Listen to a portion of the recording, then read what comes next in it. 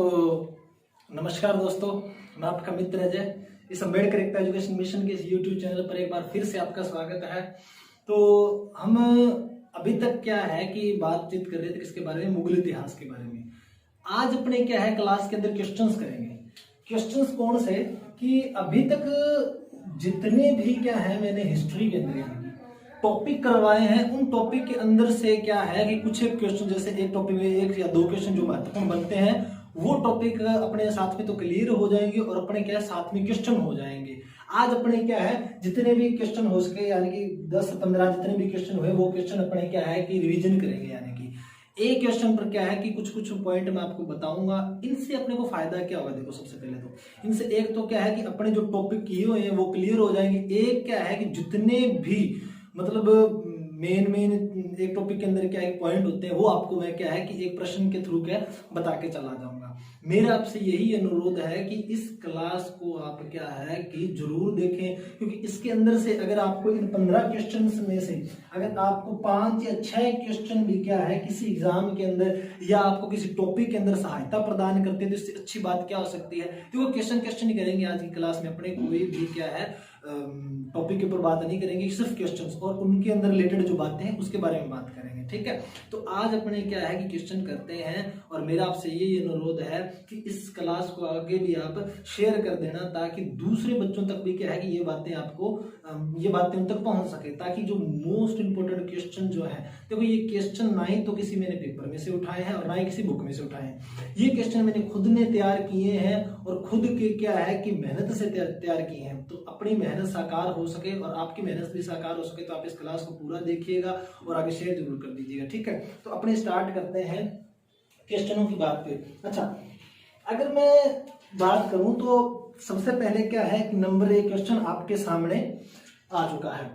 Question आप देखिए, question के अंदर अगर आप देखोगे तो सबसे पहला क्वेश्चन लिखा हुआ है कि हड़प्पा सभ्यता। सबसे पहले क्या है कि शब्द ये आया है कि हड़प्पा सभ्यता।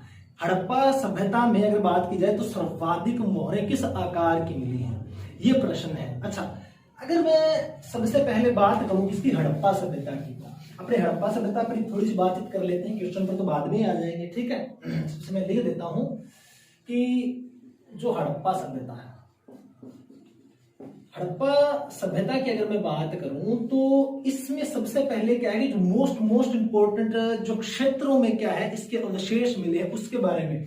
एक इसमें क्या है हड़प्पा, किसका, पाकिस्तान का क्षेत्र है। ये किसका है, पाकिस्तान का क्षेत्र है। इसके बाद में मोहनजोदड़ो है भाई साहब, कौन सा, मोहनजोदड़ो। इसकी अगर मैं बात करूं तो ये भी पाकिस्तान का क्षेत्र है। अपने अगर इंडिया की मैं बात करूं तो आपको एक पाकिस्तान का चान्होदड़ो भी है। कौन सा, पाकिस्तान का चान्होदड़ो, ये भी किसका, पाकिस्तान का है। इसके अगर बाद में बात करूं तो लोथल अपने गुजरात का। ठीक है, लोथल कहां पर है, गुजरात के अंदर है, भारत में। अच्छा, इसके बाद में धोलावीरा गुजरात का, कौन सा, धोलावीरा भी किसका है, गुजरात का है। और इसके बाद में कौन सा, सुरकोटड़ा भी किसका है, गुजरात का ही है। अच्छा, इसके बाद में अगर मैं बात करूं तो रोपड़ पंजाब, कहां का, रोपड़ पंजाब का क्षेत्र। और इस कालीबंगा राजस्थान। ये जो क्षेत्र मैं आपको बता रहा हूं, ये जो क्षेत्र है ये क्या है, कहां के हैं, सिंधु सभ्यता या फिर मैं कहूं तो हड़प्पा सभ्यता के। क्योंकि देखो सिंधु सभ्यता के सबसे सर्वश्रेष्ठ जो अवशेष मिले थे वो हड़प्पा के अंदर मिले थे, इसीलिए क्या है कि इस सभ्यता को हड़प्पा सभ्यता पुकारा जाने लगा। अच्छा, अगर इसमें मैं बात करूं तो मोस्ट इंपोर्टेंट ये चीज याद रखना कि जो हड़प्पा जो है वो किसके किनारे है, रावी नदी के किनारे है और रावी नदी के बाएं तट पर है। अगर आप ये प्रश्न अगर आप देखो तो वर्तमान पाकिस्तान के अंदर है, ये किसके अंदर है, वर्तमान पाकिस्तान के अंदर है और रावी नदी के जस्ट बाएं तट पर है। आप कभी इंडिया को अगर आपने कभी गौर से देखा होगा कुछ इस तरह से, ठीक है, थोड़ा सा और बढ़िया तरीके से बना के दिखाता हूं आपको। देखो कुछ इस तरह से, देखो यहां से क्या है, रावी नदी निकलती है। इस रावी नदी के बाएं तट पर तो कौन सा है, आपका हड़प्पा। और मोहनजोदड़ो की अगर मैं बात करूं तो सिंधु नदी जो निकलती है उसके दाएं तट पर, उसके दाएं तट पर कौन सा है, आपका मोहनजोदड़ो है, पाकिस्तान के अंदर। मुर्दों का टीला कहा जाता है मोहनजोदड़ो को, ये चीज भी आप याद रख लेना। अच्छा, फिर चानोदड़ो की बात करूं तो ये भी पाकिस्तान के अंदर है, लोथल गुजरात के अंदर है। लोथल की अगर मैं बात करूं तो महत्वपूर्ण बातें बता रहा हूं, ये प्रश्न बढ़ते हैं पेपर के अंदर, पेपर आप कभी उठा के देखना, इनके बारे में आपको कहीं ना कहीं जरूर लिखा हुआ मिलेगा, मेरा आपसे वादा है, आप इस चीज को देख लेना, ठीक है।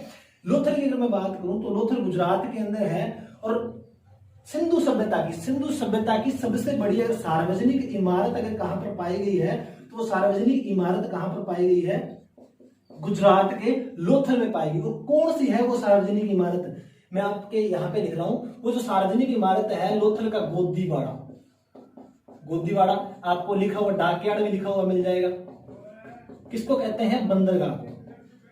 लोथल का जो बंदरगाह है सिंधु सभ्यता की सबसे बड़ी सार्वजनिक इमारत मानी जाती है, ठीक है।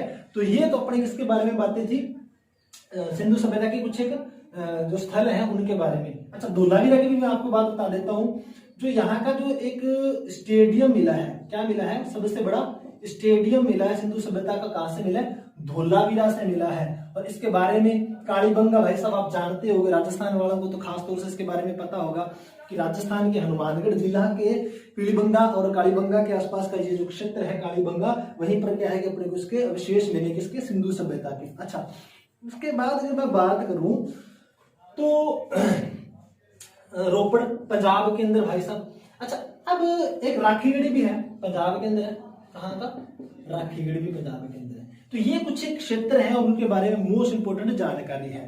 अब अपने प्रश्न पर आ जाते हैं, किसके बारे में, प्रश्न के बारे में बात करते हैं। अगर मैं प्रश्न की बात करूं तो प्रश्न में ये चीज लिखी हुई थी कि हड़प्पा सभ्यता, तो अपने हड़प्पा सभ्यता के बारे में क्या है कि जानकारी ले ली है। अब अपने प्रश्न में अगर आए तो प्रश्न के अंदर लिखा हुआ है कि सर्वाधिक मोहरें किस आकार में मिली।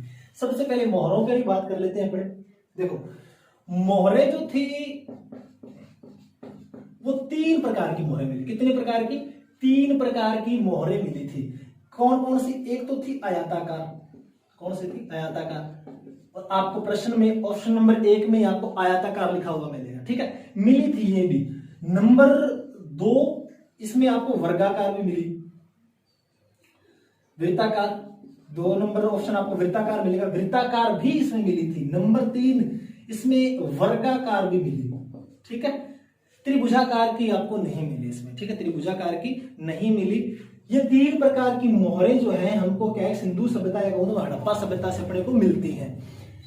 इसमें भी ये चीज पूछी जाती है कि सर्वाधिक किस आकार की मोहरें मिली। तो सर्वाधिक जो आकार था वो किसका था, वर्गाकार मोहरों का था। ये चीज आपके लिए मोस्ट इंपोर्टेंट बन जाती है, सर्वाधिक मोहरें किस आकार में मिली है, वर्गाकार में मिली है।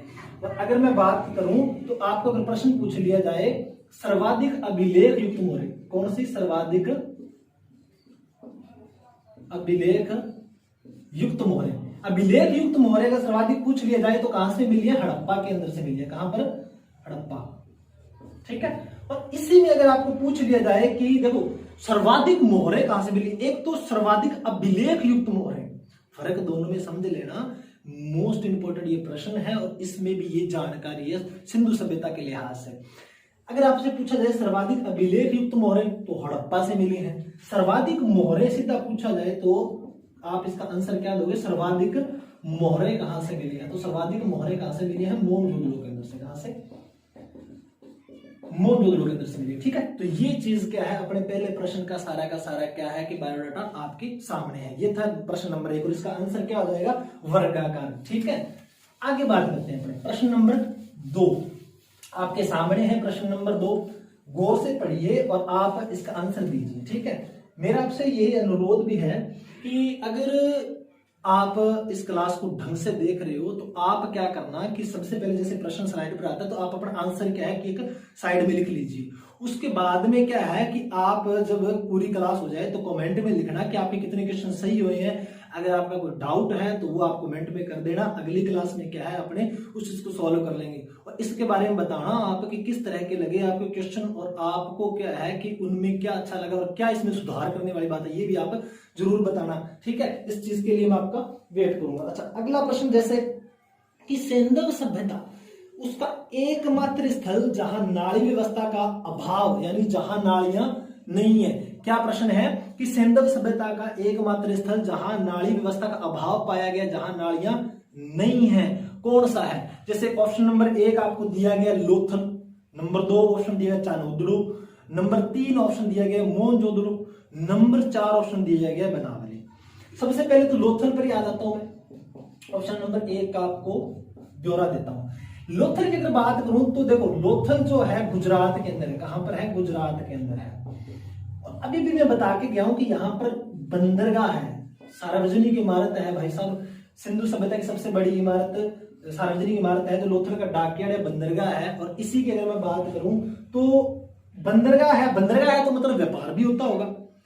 व्यापार होता है तो मतलब क्या है कि आयात निर्यात खूब होता होगा, बाहर से चीजें आती होंगी और यहाँ से लेके जाते होंगे, और यहाँ से भी क्या है कि लोग खूब व्यापार करते होंगे। अच्छा, इसमें देखना अगर यहाँ पे व्यापार हो रहा है तो इसका मतलब क्या है कि एक ये औद्योगिक शहर है। क्या है? ये एक औद्योगिक शहर है। ये चीज याद रख लेना कि सिंधु सभ्यता का लोथल का एक औद्योगिक नगर है, ये चीज याद रख लेना। फिर चानोदड़ो की बात कर लेते हैं। चानोदड़ो ये भी क्या है? एक औद्योगिक नगर था। ये भी क्या था? एक औद्योगिक नगर था।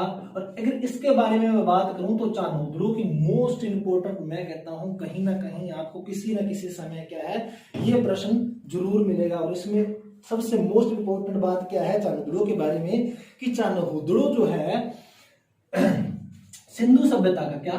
सिंधु सभ्यता का एकमात्र ऐसा स्थल है। कौन सा? एकमात्र क्या है? ऐसा स्थल है जहां क्या है? दुर्ग नहीं पाए जाते। कहीं आप सोच रहे हो कि यहाँ पर क्या नहीं पाया जाता? चानोदड़ो में नाड़ी व्यवस्था का अभाव नहीं, ऐसी बात नहीं है। औद्योगिक नगर है, दुर्ग नहीं पाया जाता। ये वो स्थल है जहां पर सिंधु सभ्यता का, जहां पर क्या है कि दुर्ग नहीं पाया जाता। ये जानकारी आपके लिए मैं कहता हूं सोने पे सुनार कैसे भी कर लो आप, वो चीज जानकारी मिलेगी अब, ठीक है। तो ये क्या है? एकमात्र ऐसा स्थल है जहां दुर्ग नहीं पाया जाता, क्योंकि औद्योगिक नगर है भाई साहब, ये उद्योग होता है यहाँ पर, ठीक है। वैसे मतलब अगर आपको मैं बताऊं तो ये चानोदड़ो है, लोथल है, इन्हीं की वजह से क्या है कि आदान प्रदान होता था चीजों का। कहां? सिंधु सभ्यता से। जैसे मेसोपोटामिया सभ्यता है वहां पर, ईरान इराक के एरिया में, ठीक है। अब देखो फिर मोहनजोदड़ो के बारे में तो अपने अभी भी बात कर ही गए हैं। फिर बनावली आता है। कौन सा? बनावली। बनावली कहां पर है? देखो ये गुजरात में है, ये पाकिस्तान में है। मोहनजोदड़ो कहां पर है? पाकिस्तान में है। ये आपका बनावली हरियाणा के अंदर है। कहां पर है? हरियाणा के अंदर है। बनावली की अगर मैं बात करूं तो आपको क्या है कि इसमें एक शब्द दिख रहा होगा वन। अब मेरी बात सुनो, जहां पर वन होंगे क्या वहां पर नाड़ियां निकालना आसान होगा? कतई नहीं होगा। इसी चीज को देखो आप, बनावली, जहां पर वन होंगे वहां पर नाड़ी निकालना आसान नहीं होगा। तो नाड़ी व्यवस्था का जो अभाव है वो कहां पर पाया जाता है? बनावली हरियाणा के अंदर पाया जाता है। सिंधु सभ्यता के अंदर ये बात आपको मोस्ट इंपोर्टेंट जानकारी मिल जाती है। तो याद रखना नाड़ी व्यवस्था का भाव कहां पर? बनावली। ऑप्शन नंबर 4 आपका आंसर हो जाता है, ठीक है। इसके बाद में बात करते हैं अगले प्रश्न पर। प्रश्न नंबर 3 देखिए कि निम्न में से किस नदी को नदी तमा कहा जाता है? ये है वो प्रश्न जो आपको क्या है कि जवाब देना है। मोस्ट इंपोर्टेंट क्वेश्चन है। मैं कहता हूं कि शेयर जरूर करिएगा ताकि इन सब चीजों के बारे में अगर किसी को नहीं पता, हाँ पता है तो आप क्या है कि इसको क्या रिवीजन के तौर पे ले लीजिए क्लास को, अच्छी जानकारी मिल जाएगी। जिसको नहीं पता है उसको भी इस चीज के बारे में पता चलना चाहिए। अच्छा, अब देखो बात करते हैं किसकी। सबसे पहले देखो इस प्रश्न की शुरुआत की जो लाइन है उसको आप पढ़ो। किसके अंदर? निम्न में से किस नदी को, यानी कि नदियों की बात कर रहे हैं। अब देखो ये प्रश्न आपने जब क्या है कि आप वैदिक सभ्यता पढ़ी होगी, आपने ऋग्वेद काल पढ़ा होगा। कौन सा? ऋग्वेद काल। वहां पर आपको ये सारी चीजें आपको मोस्ट इंपोर्टेंट जानकारियां मिल जाती हैं। सबसे पहले तो ऋग्वेद काल में अगर मैं बात करूं तो कुल 31 नदियां, कितनी नदियां? 31 नदियां हैं जिनका उल्लेख मिलता है ऋग्वेद के अंदर। और अगर मैं बात करूं तो ऋग्वेद का जो सूक्त है, कौन सा? ऋग्वेद के जो सूक्त है उनमें क्या कुल 25 नदियों का उल्लेख मिलता है। कितनी? कुल 25 नदियों का उल्लेख मिलता है। इनमें से भी अगर मैं बात करूं तो सबसे प्रमुख नदी देखो कौन सी? सबसे जो प्रमुख नदी है, सबसे जो प्रमुख नदी है वो कौन सी बताई जाती है? सिंधु नदी बताई जाती है। यहाँ पे देखो ना थोड़ी सी चीज है जिसके बीच में आपको फर्क नजर आएगा, सिर्फ और सिर्फ थोड़ी थोड़ी सी, सिर्फ थोड़े थोड़े से कॉन्सेप्ट हैं जिनमें क्या है अंतर है। ज्यादा कोई खास अंतर नहीं है, थोड़े थोड़े से अंतर है जो आपको क्या प्रश्न स्पष्ट करवाएंगे। देखो सबसे प्रमुख नदी पूछ ली जाए तो कौन सी है? सिंधु नदी है। सबसे महत्वपूर्ण नदी पूछ ली जाए कौन सी? सबसे महत्वपूर्ण नदी, सबसे महत्वपूर्ण अगर आपसे नदी पूछ ली जाए तो वो कौन सी है? सरस्वती। और इसी सरस्वती को क्या है?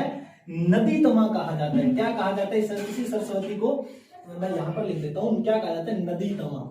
इसी सरस्वती को नदी तमा कहते हैं। और आपका ये आंसर बढ़ जाता है। अच्छा ये बताओ मेरे को कि ये जो नदी तमा है इसका क्या अर्थ है? देखो नदी तमा होती है जो समस्त या नदियों की जननी होती है, सभी नदियों की जननी किसको कहा जाता है? सरस्वती नदी को कहा जाता है। समस्त नदियों की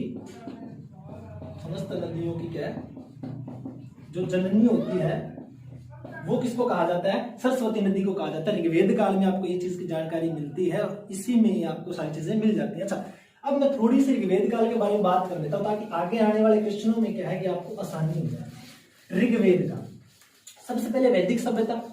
अच्छा वैदिक सभ्यता मैंने चैप्टर पढ़ाए हुए हैं, खासतौर से बता रहा हूं कि अगर आप अंबेडकर एकता एजुकेशन मिशन के YouTube चैनल पर जाओगे और आप क्या प्लेलिस्ट चेक करोगे तो आपको इन सारी चीजों के बारे में आपको वहां पर लिखा हुआ मिलेगा। मैंने ये सारे टॉपिक पढ़ाए हुए हैं वहां पर, ठीक है।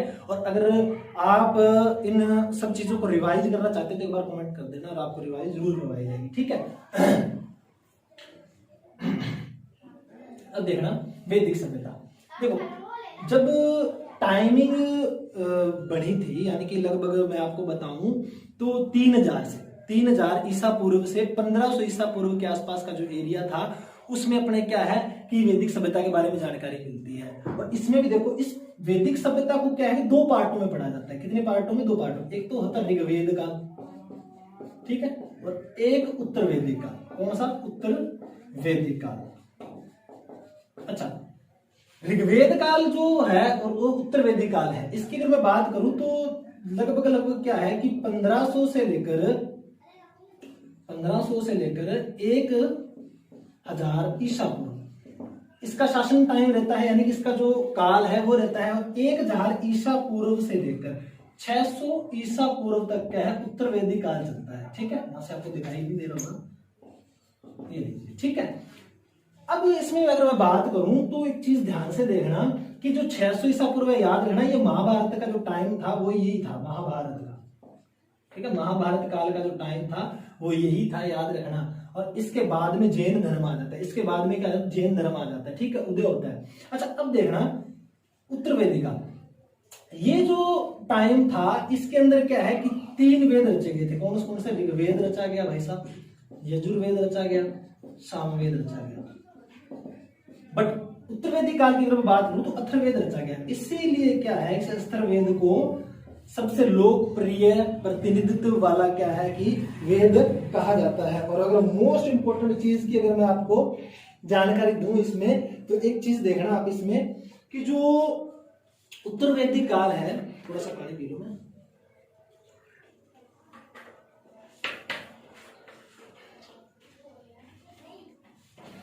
जो उत्तर वैदिक काल है, उत्तर वैदिक काल है, इसमें क्या है कि ये अथर्ववेद ग्रंथ रचा गया और ये सबसे ज्यादा क्या है कर्मकांडी है। क्या है?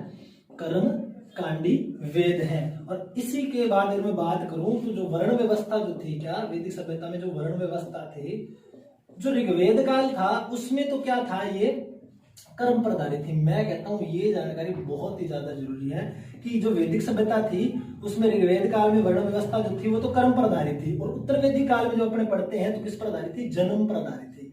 किस पर आधारित थी? जन्म पर आधारित थी। और वर्ण व्यवस्था के बारे में मैंने खूब चीजें पढ़ाई हुई हैं, आप जाके देख लेना प्लेलिस्ट के अंदर और आपको सारी जानकारी मिल जाएगी, ठीक है। अच्छा अब अपने बात करते प्रश्न पर आते हैं ताकि आपको अच्छी चीजें समझ में आ जाए। प्रश्न किस चीज के बारे में बात करता है? प्रश्न कहता है, अगला प्रश्न, इसका आपको आंसर पता चल गया, सरस्वती नदी, ठीक है।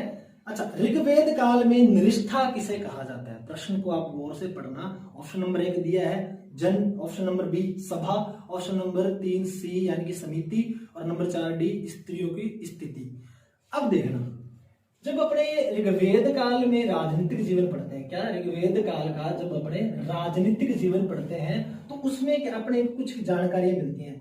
जैसे सबसे छोटी जो इकाई होती है क्या होती है राजनीति में, परिवार होती है। परिवार से आपका कुल बढ़ता है, कुल से आपका ग्राम बढ़ता है, कुल से क्या बढ़ता है ग्राम बढ़ता है। ग्राम से जैसे अपने बोलते हैं ना तहसील, तहसील उस टाइम उसको क्या कहता है विश्व, विश्व बढ़ता है। विश्व से क्या एक जिला बढ़ता है जन।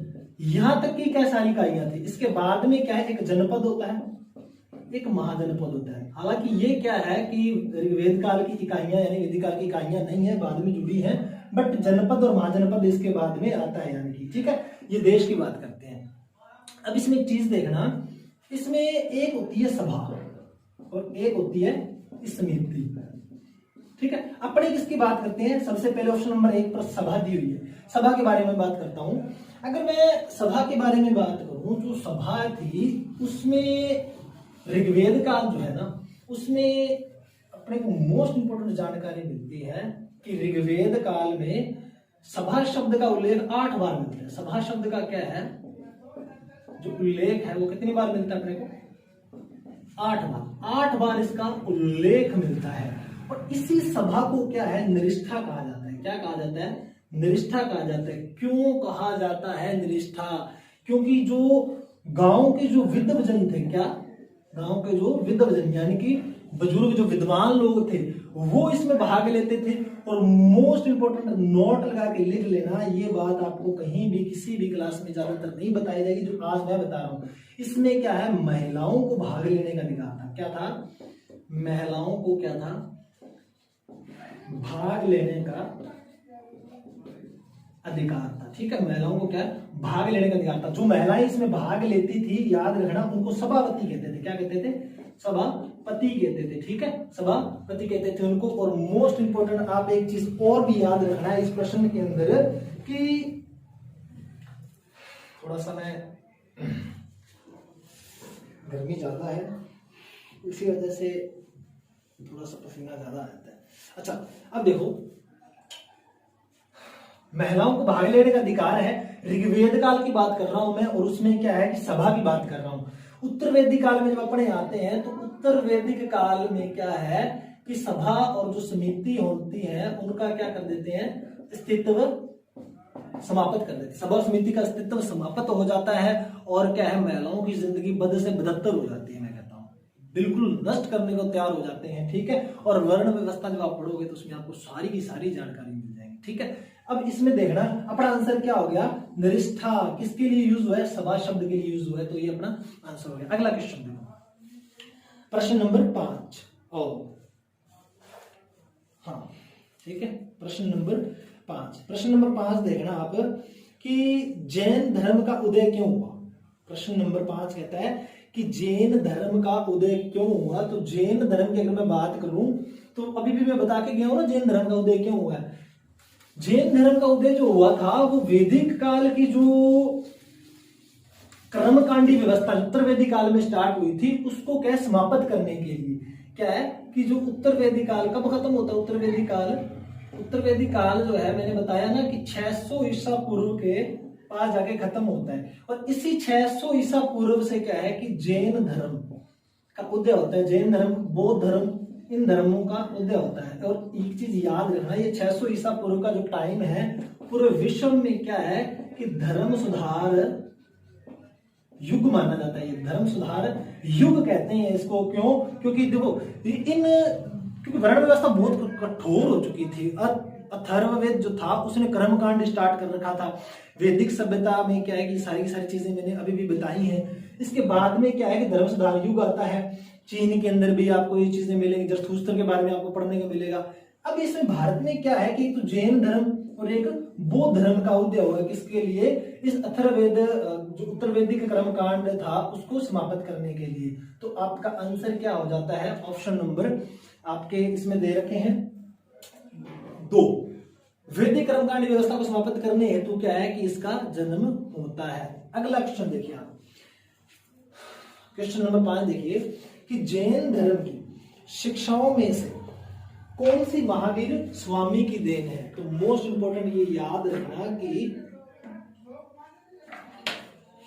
जो जैन धर्म की शिक्षाएं हैं उनके बारे में सबसे पहले अपने क्या बात करते हैं। अच्छा जैन धर्म की अगर मैं बात करूं तो स्टार्ट होता है ये 600 ईसा पूर्व के आसपास की बात है। अच्छा, जैन धर्म, जैन धर्म की अगर मैं बात करूं तो इसमें क्या है कि सबसे पहले आपको ऋषभदेव के बारे में पढ़ने को मिलते हो, मैंने ये सारी चीजें पढ़ाई हुई है, यहाँ पर अपने ज्यादा बात नहीं करेंगे, आगे चलते हैं यहाँ पर। फिर आपको क्या है कि ये फर्स्ट थे, उसके बाद में क्या है कि आपको पार्श्वनाथ के बारे में पढ़ने को मिलता है। किसके बारे में? पार्श्वनाथ के बारे में। अच्छा, अब पार्श्वनाथ की अगर मैं बात करूं तो ये 23वें तीर्थंकर थे। कितने में? 23 में क्या थे? तीर्थंकर थे। किसके? जैन धर्म के। इन्होंने क्या है कि 4 शिक्षाएं दी। कौन कौन सी? आस्ते, सत्य, अपरिग्रह और एक अहिंसा। ये 4 शिक्षाएं किसने दी? पार्श्वनाथ ने दी। इसके बाद में क्या हो? पर 24वें तीर्थंकर कौन हुए? महावीर स्वामी। कौन? ये 24वें तीर्थंकर थे। इन्होंने क्या है कि मोस्ट इंपोर्टेंट ये चीज याद रखना कि इन्होंने एक शिक्षा दी किसकी? ब्रह्मचर्य की। कौन सी? ब्रह्मचर्य की शिक्षा दी। कुल क्या है कि जैन धर्म के अंदर क्या है कि 5 शिक्षाएं होती हैं। कितनी शिक्षाएं? कुल 5 ही शिक्षाएं हैं जिनको अणुव्रत कहते हैं, या फिर आपको वो क्या है कि महाव्रत मिलेंगे। ये 5 अणुव्रत या महाव्रत हैं। कौन कौन से? एक तो सत्य, असत्य, अपरिग्रह, अहिंसा और एक क्या? ब्रह्मचर्य। 4 तो पार्श्वनाथ की है और एक महावीर स्वामी की है। और मोस्ट इंपोर्टेंट ये याद रखना, ये जो ब्रह्मचर्य है ये महावीर स्वामी की देन है ये शिक्षा। ठीक है, तो अपना आंसर क्या हो जाता है? सी, ब्रह्मचर्य। ठीक है, अगले क्वेश्चन पे बात करते हैं। पढ़े, बौद्ध धर्म की किस संगीति में बौद्ध धर्म 2 भागों में विभाजित हुआ? बौद्ध धर्म की किस संगीति में बौद्ध धर्म जो है 2 भागों में विभाजित हो जाता है? इसके बारे में अपने बात करते हैं। ठीक है, अच्छा, सबसे पहले बौद्ध धर्म जो है उसमें आपको कितनी संगीतियां मिलती हैं? बौद्ध धर्म में कुल 4 संगीतियां। कितनी? कुल 4 संगीतियां हुई थी। कुल कितनी? 4 संगीतियां हुई थी। उनके बारे में अपने क्या है कि बात करते हैं। प्रश्न आप जैसे देखिएगा, सबसे पहले तो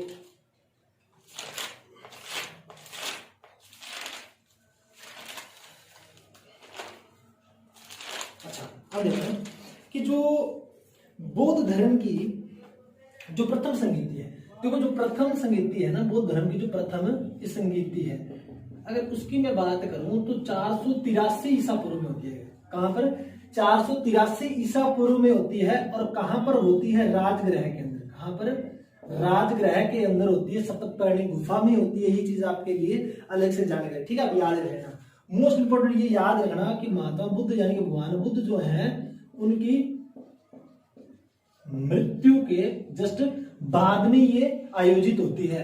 और शासक कौन था पूछ लिया जाए अगर आपसे कि इस टाइम क्या है शासक कौन था, तो शासक याद रखना अजात शत्रु हर्यंक वंश का जो शासक होता है। कौन? अजात शत्रु हर्यंक वंश का शासक होता है। ठीक है, मोस्ट इंपोर्टेंट ये भी चीज याद रखना कि इसके बाद में कि अध्यक्ष किसको बनाया गया था?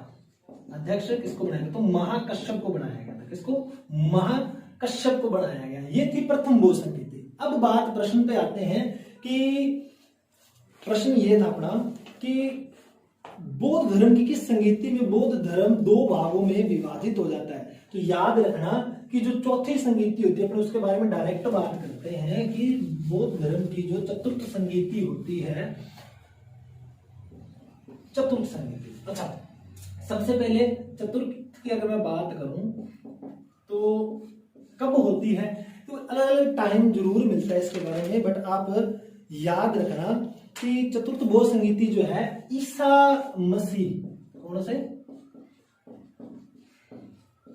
ईसा मसीह के क्या है कि जन्म के पहले वर्ष होती है। अब तक अपने क्या है पीछे बैक चल रहे थे, कहने का मतलब कब चल रहे थे? मैंने पीछे चल रहे थे, ईसा मसीह के जन्म से सीधा बैक चल रहे थे। अब यहाँ पर अपने क्या है पहुंच चुके हैं ईसा मसीह की जो प्रथम शताब्दी होती है, इस टाइम क्या है कि ये अपने संगीति आयोजित की जाती है। और मोस्ट इंपोर्टेंट याद रखना कहां पर होती है, कहां पर पूछ लिया जाए तो कश्मीर के कुंडल वन में। कहां पर? कश्मीर के कुंडल वन में। कश्मीर के कुंडल वन में आयोजित होती है।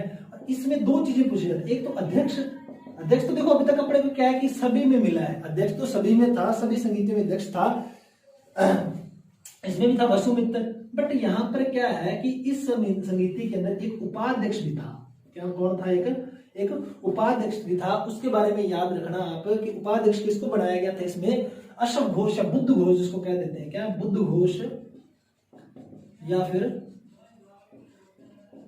अश्व घोष जो था उसको क्या है कि बनाया गया। अब मोस्ट इंपोर्टेंट ये भी चीज याद रखना कि इसके बाद कि जो इसमें घटना क्या हुई, मुख्य घटना, देखो इसमें जो मुख्य घटना हुई वो ये हुई कि जो बौद्ध धर्म होता है वो दो भागों में डिवाइड हो जाता है। एक तो हीनयान और दूसरा कौन सा? आपकी महायान। ये दो भाग होते हैं। इसमें क्या है कि बौद्ध धर्म डिवाइड हो जाता है और इसके बाद में क्या होता है कि अपना आंसर सही हो जाता है। अपने को इस चीज के बारे में जानकारी मिल जाती है कि बौद्ध धर्म दो भागों में डिवाइड, हीनयान और महायान शाखा में जाता है। ठीक है, अगले प्रश्न पर अपने बात करते हैं। प्रश्न नंबर आप 7 देखिएगा। प्रश्न नंबर 7 कहते हैं कि भारत का प्रथम जासूसी ग्रंथ किसे कहा जाता है? देखो भारत का जो प्रथम जासूसी ग्रंथ है मुद्रा राक्षस को कहा जाता है। किसको कहा जाता है? मुद्रा राक्षस को कहा जाता है। अगर मुद्रा राक्षस की अगर मैं बात करूं तो मुद्रा राक्षस जो है, जब आप दिल्ली सल्तनत में क्या है कि नंदवंश के बारे में अपने बात करते हैं, सॉरी दिल्ली सल्तनत है नहीं, अपने जब क्या है कि मगध साम्राज्य के बारे में बात करते हैं तो वहां पर अपने को वंशज मिलता है नंदवंश। नंदवंश के अंदर आप देखोगे तो मुद्रा राक्षस का आपको जिक्र मिलेगा। क्यों मिलता है मुद्रा राक्षस का जिक्र? अब मैं आपको बताता हूं कि जो मुद्रा राक्षस है सबसे पहले तो इसके टीकाकार पूछे जाते हैं। कौन पूछे? टीकाकार। इसके जो टीकाकार थे वो थे डूंडीराज। कौन थे? डूंडीराज। ये चीज याद रखना। फिर मोस्ट इंपोर्टेंट जानकारी इसमें ये अपने को मिलती है कि जो मुद्रा राक्षस है इसमें क्या है कि नंदों का इतिहास है। क्या है? नंदों का, नंदवंश के जो नंद थे उनका इतिहास, जिसमें उनको क्या क्षत्रिय बताया गया। क्या बताया गया आपको? क्षत्रिय बताया गया है। और भारत का ये प्रथम क्या माना जाता है? जासूसी ग्रंथ माना जाता है, क्योंकि इसमें क्या है कि इसकी जासूसी की गई थी। ये चीज आपके लिए जाननी मैं कहता हूँ मोस्ट इंपोर्टेंट हो जाती है, जो आपको क्या है कि एग्जाम की दृष्टि से महत्वपूर्ण है। ये चीज आप याद रखिएगा। अच्छा, अगले प्रश्न पर चलते हैं अपने। प्रश्न नंबर 8 देखिएगा। मौर्यकालीन पूछा गया है कि जो मौर्यकालीन जो सारनाथ उत्तर प्रदेश, कौन सा? सारनाथ उत्तर प्रदेश में किस प्रकार का अभिलेख है? देखो जो सारनाथ की बात कर रहा है कि जो सारनाथ जो है यानी कि यूपी का सारनाथ, जो यूपी का जो अभिलेख है, ये अभिलेख है, ये किस प्रकार का अभिलेख है? सबसे पहले तो अपने को अभिलेखों का पता होना चाहिए। देखो अभिलेख जो होते हैं वो कुछ इस प्रकार से होते हैं, 3-4 प्रकार के होते हैं। देखो सबसे पहले शिलालेख होता है। कौन सा होता है? शिलालेख होता है। और उसके बाद में क्या होता है? स्तंभ लेख होता है। कौन सा? स्तंभ लेख होता है। उसके बाद में आपको गुहा अभिलेख पढ़ने को मिलेगा। कौन से? गुहा अभिलेख। अब मैं अगर इसमें बात करूं, सबसे पहले अपनी बात क्या है? स्तंभ लेख ही करते हैं। देखो स्तंभ लेख जो है इसमें भी 2 प्रकार के होते हैं। एक तो बृहद स्तंभ लेख होते हैं और एक लघु स्तंभ लेख होते हैं। अगर मैं बात करूं इसकी आपके सारनाथ की, जो सारनाथ है वो क्या है? आपका लघु स्तंभ लेख है। कौन सा? सारनाथ जो है आपका लघु क्या है? स्तंभ लेख है। ठीक है, ये चीज आप याद रखिएगा और अपना आंसर क्या हो जाता है? सारनाथ के एक लघु स्तंभ लेख है। तो इसके बारे में अपनी बात करेंगे। ठीक है, अगला क्वेश्चन देखिए। क्वेश्चन नंबर 9 देखो कि चंद्रगुप्त मौर्य का संलेखना पद्धति से देह त्याग देने को जैन धर्म में क्या कहा जाता है? तो देखो जैन धर्म में क्या है कि इस चीज को क्या कहा जाता है? सबसे पहले तो आप इस चीज का आंसर कीजिए, उसके बाद में आपको बताता हूं कि क्या कहा जाता है। देखो संलेखना पद्धति क्या चीज होती है पता है आपको?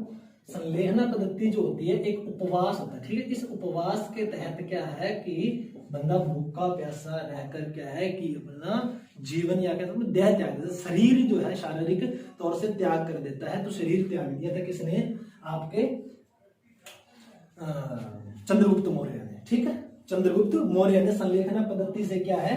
देह त्याग दिया था। और इस चीज को क्या है कि जैन धर्म के अंदर क्या चीज कही जाती है? प्रश्न पूछ रहा है तो जैन धर्म में इसको संथार कहा जाता है। क्या कहा जाता है? संथार कहा जाता है। इसके अलावा क्या है कि आपको प्रश्न में जो ऑप्शंस दिए गए हैं जैसे उनका थोड़ा सा बता देते। तो एक तो दिया गया संबोधि, क्या दिया गया, संबोधि। तथागत दिया गया है आपको प्रश्न के अंदर, और क्या दिया गया इसमें, द्विजर्षक। देखो द्विजर्षक दिया गया, द्विजर्षक। कुछ इन पर भी बात कर लेते हैं। देखो संबोधि, जो ज्ञान की प्राप्ति हुई महात्मा बुद्ध को, उस चीज को क्या कहते हैं, संबोधि कहते हैं। देखो तथागत किसको कहते हैं, महात्मा बुद्ध को ही तथागत कहते हैं। ठीक है, तथागत का मतलब देखो क्या चीज होती है कि जहां से उत्पन्न हुआ वहीं पर विलीन हो गया। महात्मा बुद्ध के लिए बात कही जाती है, जहां से मतलब उत्पन्न हुए थे वहीं पर क्या है कि विलीन हो गए, यानी वहीं पर क्या अपने समाप्त हो गए। तो उसके लिए महात्मा बुद्ध के लिए चीज द्विजर्षक। द्विजर्षक चाणक्य को कहते हैं, क्या कहते हैं, चाणक्य को कहा जाता है। ठीक है, ये चीजें आपके लिए जाननी जरूरी है। प्रश्न नंबर अगला देखिए 10। प्रश्न नंबर 10 की अगर मैं बात करूं, समुद्रगुप्त की जो प्रयाग प्रशस्ति है उसको प्रयाग कौशाम्बी स्तंभलेख पर उत्कीर्ण करवाने का श्रेय किसको जाता है। नंबर 1 हरिशेन। आपने क्या है कि समुद्रगुप्त की जो प्रशस्ति है उसको क्या है कि जो रचनाकार कौन था इस तौर पे आपने पढ़ा हुआ मुझे पता है। तो आपने क्या है कि इस चीज पर थोड़ा सा बिलीव किया होगा। ये प्रश्न में सबसे पहले ऑप्शन ही मैंने क्या दिया है, देखो प्रश्न जो मैंने खुद ने बनाए है सबसे पहले, किसी बुक में से या किसी पेपर में से नहीं उठाए, ये खुद के मेरे प्रश्न बनाए हुए हैं। तो सबसे पहले क्या इसमें दिया हुआ है कि जो हरिशेन, देखो हरिशेन जो था वो तो क्या था कि प्रयाग प्रशस्ति का क्या था, रचनाकार था। क्या था, रचनाकार था। इसकी अगर मैं बात करूं तो इसको क्या है कि जो प्रयाग कौशाम्बी स्तंभलेख है, जो प्रयाग कौशाम्बी स्तंभलेख किसका है, ये अशोक का है। किसका है, अशोक का है। यहां पर इसको उत्कीर्ण किसने करवाया, तो याद रखना है इसको जो उत्कीर्ण है वो किसने, तिलभट्ट ने करवाया। किसने, तिलभट्ट ने करवाया। ठीक है, ये चीज आप जानकारी जरूरी थी। अगले प्रश्न पर चलते हैं। गुप्त काल में महामारु शैली यूज होती थी, क्या अर्थ था इसका, ये पूछा गया है। सबसे पहले गर्भगृह में एक ही प्रतिमा, देखो जो गर्भगृह में एक ही प्रतिमा होती थी उस चीज को अकायतन शैली कहते थे। क्या कहते थे, अकायतन शैली। ठीक है, उसके बाद में नागर और द्रविड़ शैली का मिश्रण, देखो नागर और द्रविड़ शैली। भारत की अगर मैं बात करूं, ठीक है, देखो भारत की उत्तर भारत के अंदर क्या है कि नागर शैली चलती थी। कौन सी, नागर शैली। दक्षिण भारत में आपकी द्रविड़ शैली चलती है। कौन सी, द्रविड़ शैली। मध्य भारत के अंदर क्या है कि चच्चर या खच्चर शैली, जो क्या है कि ना इधर की ना इधर की, चच्चर या खच्चर शैली चलती थी। ठीक है, अब यहां पर मोस्ट इंपोर्टेंट याद रख लेना कि जो आपकी जो महामारु शैली है, इस महामारु शैली के अंदर क्या आता था, तो इसके अंदर क्या है कि एक से ज्यादा, यानी कि एक से ज्यादा कह सकता हूं मैं, या फिर अनेक क्या है मंदिरों का निर्माण किया जाता था। तो एक से ज्यादा निर्माण मंदिरों का जहां पर किया जाता है तो शैली को क्या कहते थे, गुप्त काल के अंदर महामारु शैली कहते थे। ठीक है, अगले प्रश्न पर चलते हैं। निम्न में से किसने सती व्रत धारण किया, मतलब जो प्रश्न दिए हुए हैं, जैसे प्रश्न में क्या है कि सूर्या देवी दिया हुआ है, भाई साहब क्या दिया हुआ है, सूर्या देवी दिया हुआ है, पारमल देवी दिया हुआ है, प्रश्न के अंदर लाडो देवी दिया हुआ है। ठीक है, प्रश्न के अंदर क्या है कि आपकी रानी देवी, प्रश्न के अंदर रानी देवी दिया हुआ है। तो कुछ इस तरह से ऑप्शन दिए हुए हैं। अगर इनकी मैं बात करूं तो इनमें से सती व्रत किसने धारण किया, तो रानी देवी जो होती है वो सती व्रत धारण करती है इसमें से। और ये क्या कहलाता है, मध्यकालीन भारत में सती होने का प्रथम प्रमाण माना जाता है। ठीक है, ये चीज आप याद रखना। और अगर इसके बारे में मैं बात करूं तो आपने अरब आक्रमण पढ़ा होगा। अरब आक्रमण में क्या होता है कि जो दाहिर सैन होता है, कौन सा, दाहिर सैन होता है, मोहम्मद मीर कासिम जो होता है ये आक्रमण करता है। दाहिर सैन जो होता है, इस दाहिर सैन की दो पत्नियां होती हैं। कितनी, दो पत्नियां होती हैं। एक तो होती है लाडो देवी और एक कौन सी होती है, रानी देवी। ये रानी देवी क्या है कि संघर्ष करती करती क्या है कि सती व्रत धारण कर लेती है, सती हो जाती है। इसी को क्या मध्यकालीन भारत में क्या माना जाता है, सती होने का प्रथम प्रमाण माना जाता है। अगला क्वेश्चन देखो, पुराणों का अध्ययन करने वाला प्रथम मुस्लिम निम्न में से कौन सा। देखो ये जो सारे के सारे नाम दिए हैं ना, जैसे अल-बरूनी है, बेहाकी है, ये सारे के सारे जो नाम हैं ये क्या है कि आपको कहां पर मिलेंगे, आप जब क्या है कि दिल्ली सल्तनत पढ़ोगे तो आपको ये सारे के सारे नाम मिलेंगे, ठीक है। फिरोज शाह तुगलक के काल में आपको ये सारे के सारे नाम मिलेंगे। कहां पर? फिरोज शाह तुगलक के समय, उसके क्या दरबार में थे ये सारे के सारे। इस प्रश्न के आंसर की अगर मैं बात करूं तो अलबरूनी क्या है इसका आंसर है, जिसने क्या किया कि सबसे पहले पुराणों का अध्ययन किया, ये प्रथम मुस्लिम है, ठीक है, पहला मुस्लिम है। प्रश्न नंबर 14 की अगर मैं बात करूं तो निम्न में से कौन सा नगर फिरोज शाह तुगलक ने नहीं बसाया? तो इसमें से याद रखना कि जो अमृतसर है वो जो नगर है ये क्या है, इसने नहीं बसाया फिरोज शाह तुगलक ने।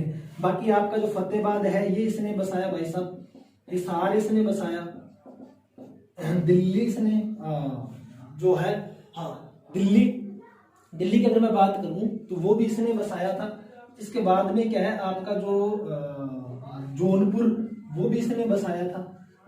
ये जो कुछ क्षेत्र है ये फिरोज शाह तुगलक के ही बसाए हैं। अगले क्वेश्चन की बात करता हूँ, बाबरनामा बोलेंगे तो मुस्लिम राज्यों में से निम्न में से कौन सा शामिल नहीं है? अंतिम क्वेश्चन आती है अपनी क्लास का, क्योंकि गर्मी बहुत ज्यादा है, क्लास में खड़ना थोड़ा सा क्या है कि खतरनाक हो चुका है, कभी भी चक्कर आ सकता है, इसलिए क्या है कि थोड़ा सा प्रश्नों को थोड़ा तेजी से करवाया है मैंने लास्ट मंथ में जाके।